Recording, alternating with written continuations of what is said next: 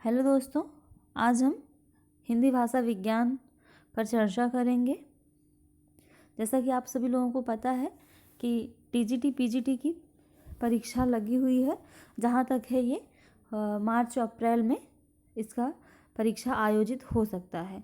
तो हम बहुत ही फोकस तरीके से पढ़ेंगे, एकदम जो एग्ज़ाम के पॉइंट ऑफ व्यू से बहुत इम्पॉर्टेंट है वही चीज़ें हम पढ़ेंगे।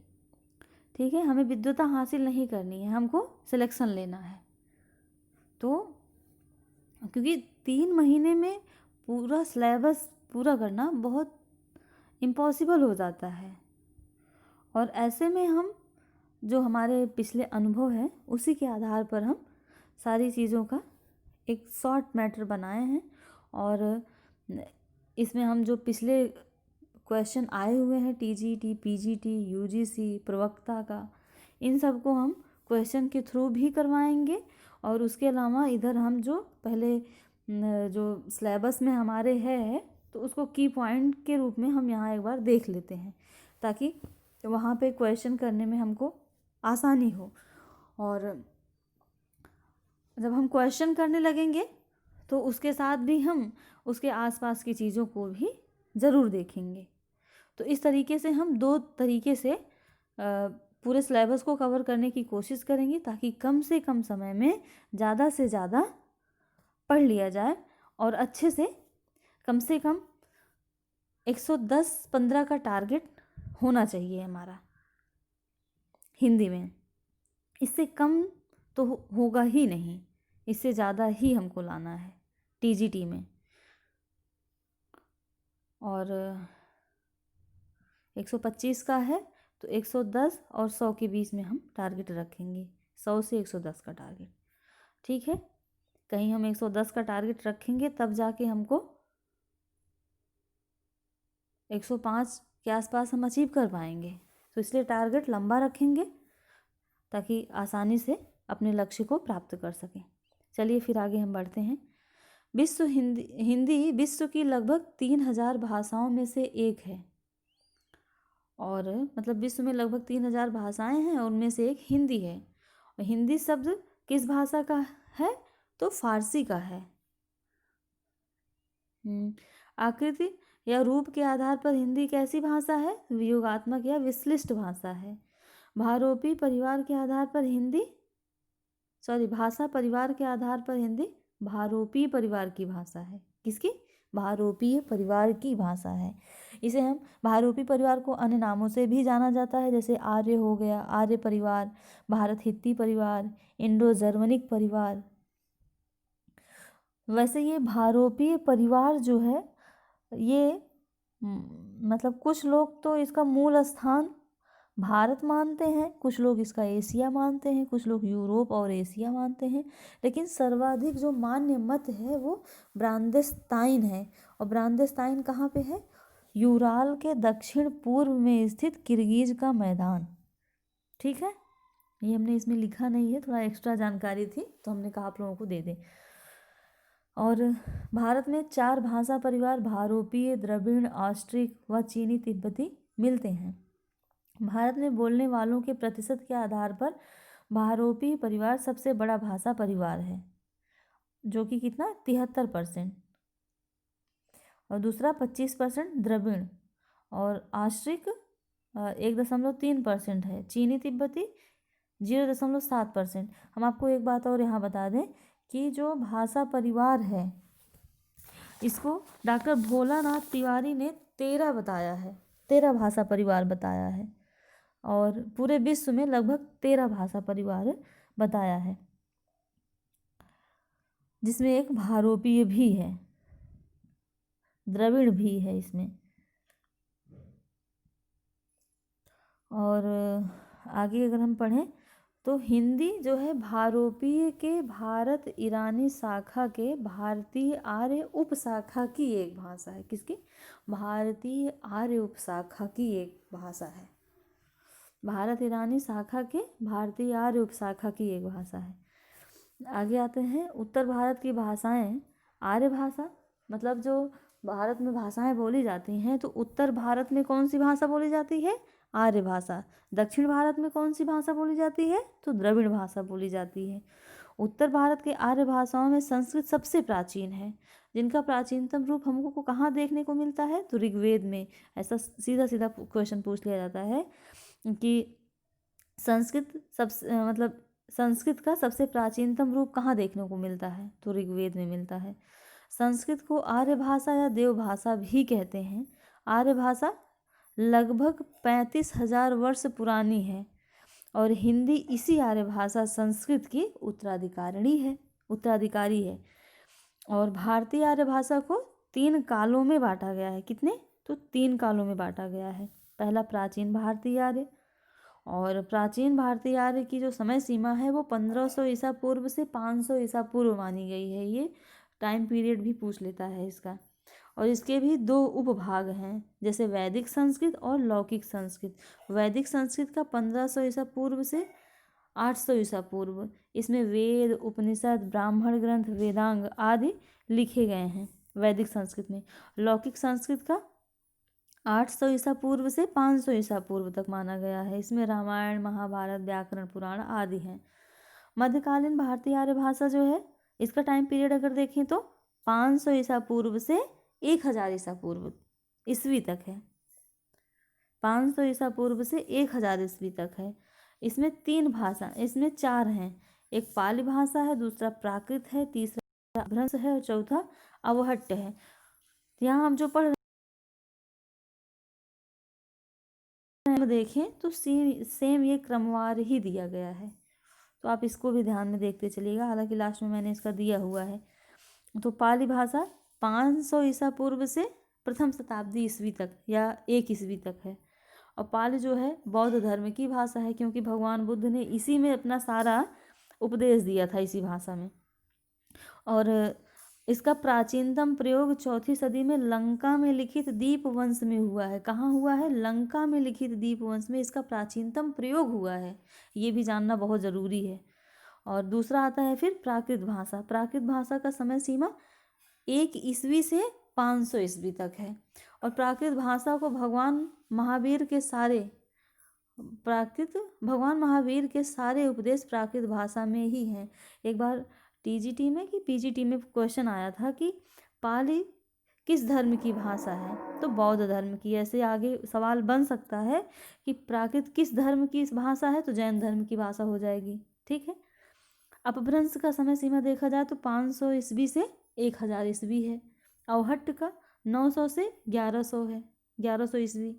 इसको और नाम से भी जाना जाता है, जैसे संक्रमणकालीन भाषा, संक्रांतिकालीन भाषा, ऐसा आ सकता है कि संक्रमणकालीन और संक्रांतिकालीन भाषा किसे कहेंगे? अपभ्रंश को कहेंगे, पाली को कहेंगे, कि अवहट्ट को कहेंगे, कि इनमें से कोई नहीं है? तो अवहट्ट हो जाएगा।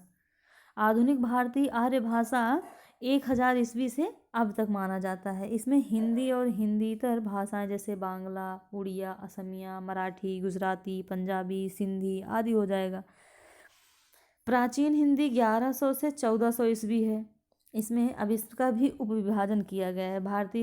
आधुनिक भारतीय आर्य भाषा का भी उपविभाजन है। प्राचीन हिंदी, मध्यकालीन हिंदी और आधुनिक हिंदी। तो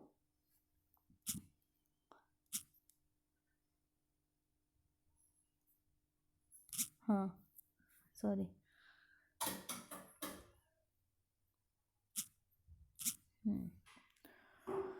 तो प्राचीन हिंदी 1100 ईस्वी से 1400 ईस्वी है।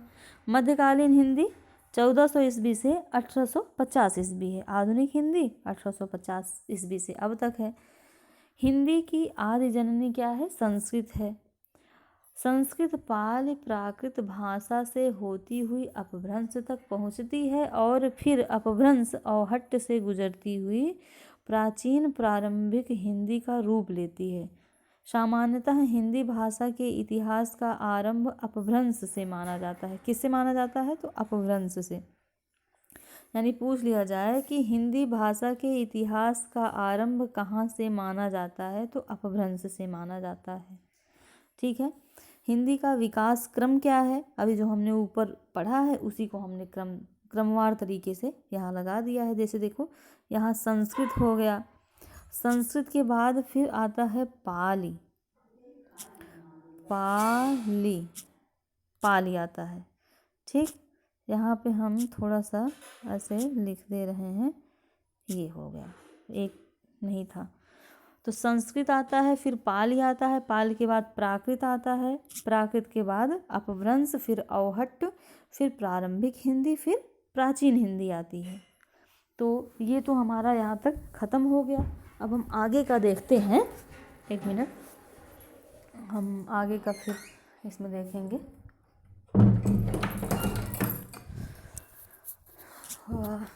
दूसरी जगह हमने लिखा हुआ है ये। आगे अब क्या आएगा? अपभ्रंश।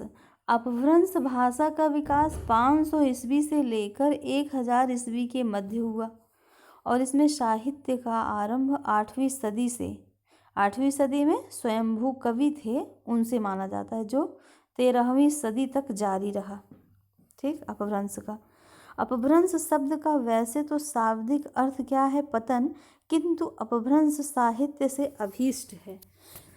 प्राकृत भाषा से विकसित भाषा विशेष का साहित्य, यानी यहाँ पे अपभ्रंश का अर्थ पतन से नहीं, बल्कि ये जो भाषा का जो विकास हुआ प्राकृत से विकसित होती हुई, ये उस भाषा विशेष साहित्य का है से अर्थ लिया जाता है। दूसरा, इसके प्रमुख, अगर अपभ्रंश के प्रमुख रचनाकार माना जाए तो स्वयंभू को अपभ्रंश का वाल्मीकि कहा जाता है। इनकी रचना क्या है? पौमचर्यु। पौमचर्यु को ही राम काव्य कहते हैं। तो अगर प्रश्न आ गया कि अपभ्रंश के वाल्मीकि कौन है, अब आ गया स्वयंभू, पुष्पदंत, धनपाल और किसी एक का नाम दे दिया, तो कौन हो जाएंगे? स्वयंभू हो जाएंगे। इनकी रचना का नाम दे दिया अगर कि स्वयंभू की रचना है पौमचर्यु, भविष्यत कहा, जसहरचर्यु, महापुराण वगैरह आ गया, तो कौन सा हो जाएगा? पौमचर्यु हो जाएगा। ठीक है, तो स्वयंभू की रचना कौन है? पौमचर्यु। इन्हें अपभ्रंश का वाल्मीकि कहा जाता है। आते हैं धनपाल पे। तो धनपाल की एक प्रबंध काव्य है भविष्यत कहा, और यह अपभ्रंश का पहला प्रबंध काव्य है। भविष्यत कहा अगर आ गया कि मान लीजिए भविष्यत कहा नहीं दिया गया, सीधा पूछ लिया कि अपभ्रंश का पहला महाकाव्य प्रबंध काव्य कौन है? अपभ्रंश का पहला प्रबंध काव्य कौन है या इसके लेखक कौन है? तो धनपाल हो जाएंगे। और कौन है, कौन सा है? तो भविष्यत कहा। ठीक, पुष्पदंत अगर आ गया कि पुष्पदंत से भी क्वेश्चन आते हैं।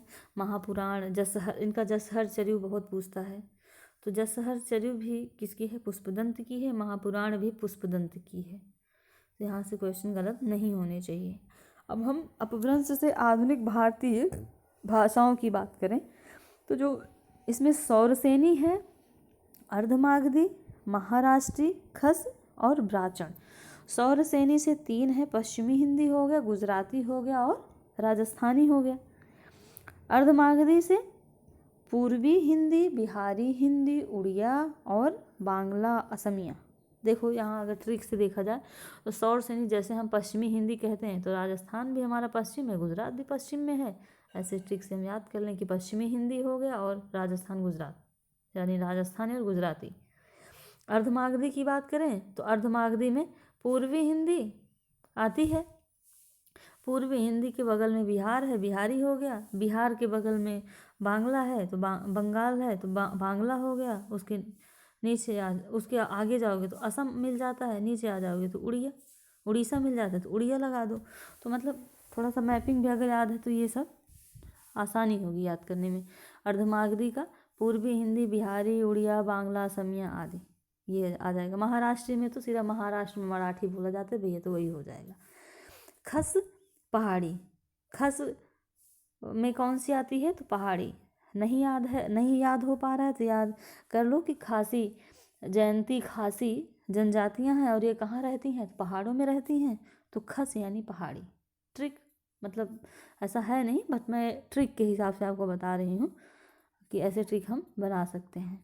वैसे बहुत ज़्यादा ट्रिक अगर रहता है तो याद करने में थोड़ा दिक्कत होती है। वैसे कहानी नुमा अगर हम बना लेते हैं कोई ट्रिक तो हमें याद रहता है। जैसे ब्राह्मण है, ब्राह्मण पंजाबी है और सिंधी है।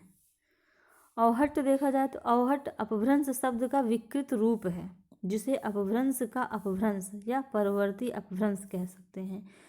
अवहट्ट अपभ्रंश और आधुनिक भारतीय भाषाओं के बीच की संक्रमणकालीन भाषा है। इसमें जो कवि हैं अब्दुल रहमान है, अब्दुल रहमान का संदेश रासक है। उक्त व्यक्ति प्रकरण दामोदर पंडित हैं। ज्योतिरीश्वर ठाकुर का वर्ण रत्नाकर है। वर्ण रत्नाकर किसका है? तो ज्योतिरीश्वर ठाकुर। उक्त व्यक्ति प्रकरण दामोदर पंडित। संदेश रासक अब्दुल रहमान। विद्यापति का कीर्तिलता है। रोड कवि जो है उनका राउरवेल है। आदि रचनाकारों ने अपनी भाषा को अवहट्ट या अवहट्ट कहा। और विद्यापति प्राकृत की तुलना में अपनी भाषा को मधुर बताते हुए क्या कहते हैं? देसिल बैना सब जन मिठा। आता है कि देसिल बैना सब जन मिठा किसका कथन है? ऐसे क्वेश्चन आया है, तो ये किसका है? विद्यापति का है। प्राचीन या पुरानी हिंदी, प्रारंभिक या आरंभिक हिंदी, या फिर आदिकालीन हिंदी, तीनों कहा जाता है। तो इसको पढ़ाएं कि अगले दिन पढ़ाएं? प्राचीन हिंदी, मध्यकालीन हिंदी, आधुनिक हिंदी, ये हम अगले दिन की क्लास में चर्चा इसका करेंगे। आज के लिए इतना ही। धन्यवाद।